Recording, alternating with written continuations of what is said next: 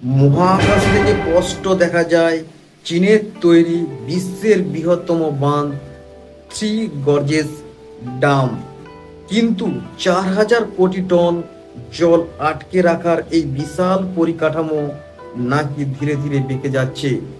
মার্কিন satellite image এবং আন্তর্জাতিক বিশেষজ্ঞদের দাবি যদি সত্যি হয়, তবে এশিয়ায় নেমে আসবে ইতিহাসের সবচেয়ে বড় বিপর্যয়।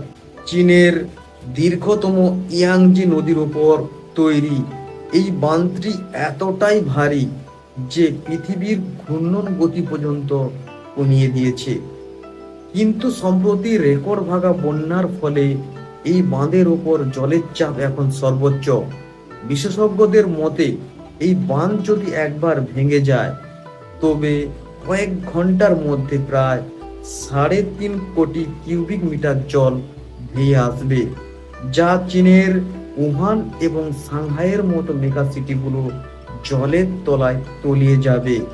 আর প্রায় 40 কোটি মানুষ মুহূর্তে গৃহহীন হবে। চীন সরকার এই বাঁধের চারপাশে কড়া সামরিক পাহারা বসিয়েছে এবং স্বাধীন সাংবাদিকদের যেতে দিচ্ছে না।